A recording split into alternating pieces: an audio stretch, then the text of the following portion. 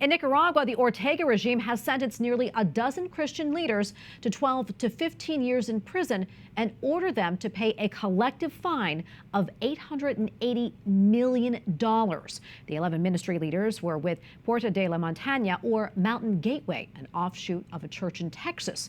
They were convicted of money laundering after holding successful evangelistic events across Nicaragua. Here in the United States, Republican Senators Rick Scott, Ted Cruz, Britt and Tommy Tuberville have asked the Biden administration to, quote, implement strong, targeted sanctions following the repeated and escalating violations of religious freedoms in Nicaragua.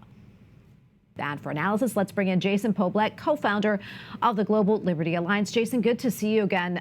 Your reaction to this latest crackdown in Nicaragua? Well, Tracy, thanks for having us, and thanks also for continuing to be part of the accountability network that we need in these type of cases. I mean, what's happening in Nicaragua, and I want to put this in context for your viewers a minute. Some of these Protestant churches, to even attend Mass or service on a Sunday, you need to give your fingerprint. They're requiring fingerprints that are tied to a national database. So the monitoring of who's coming and going to these Protestant churches is being policed even more directly by the state. So the crackdown is not new. It's been happening for several years, especially since the 2018 uprisings. And in particular with the Protestant denominations, what has happened is that about 300 plus were targeted, and like the numbers are rough from 2021, to about 250 shut down. They've totally been removed. So with the Catholic Church, you've seen a lot of orders being expelled, churches being attacked directly by communist mobs, and also schools even being shut down. In the Protestant denominations, you're seeing something similar, and it's kind of two-tracked. There are some Protestant denominations that are part of this state-run church system that the government's trying to create, very similar to what you have in Cuba. I call it the religion police, a Stasi-like entity within Nicaragua that polices these organizations. And you have the independent churches. Yeah, and Jason, I mean, this is really hard for any of us to grasp here in the United States that this is happening in Nicaragua. I want to touch on this. I understand the Protestant Church, that it can be weaponized against the Catholic Church. Oh, yeah. Talk to us about that. Explain that to us. I mean, we should do a whole show on this one. I mean, it's a really evil way to create division within the Christian community.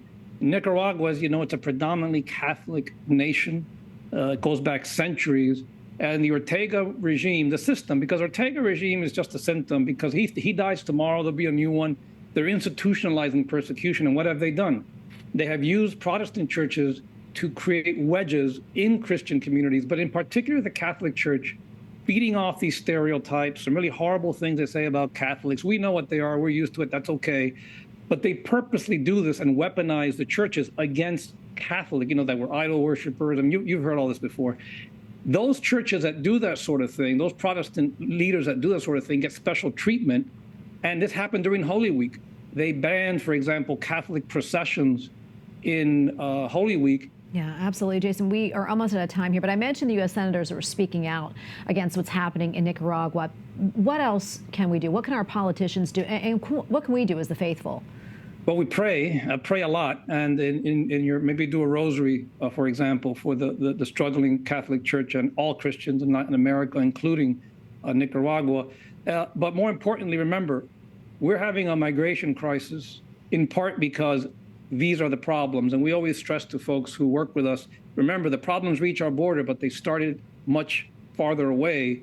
This is why these things are happening. So urge your senators, your congressmen, tell them to write letters. They can go to our website. We can give them sample letters and get out there and speak. Do more of this. This is part of an accountability process. We have to first talk about it, bear witness to it, bring good people along to these battles. There's a lot of great liberty defenders, religious defenders in the Catholic Church, and we will find our way through this. This is not the first time we have battled these people, but it will take time and patience, and a lot more than sanctions, by the way. Yeah. So. Well, Jason, we are appreciative for everything that you do. We're going to stay on this, and thank you, my friend. God bless you.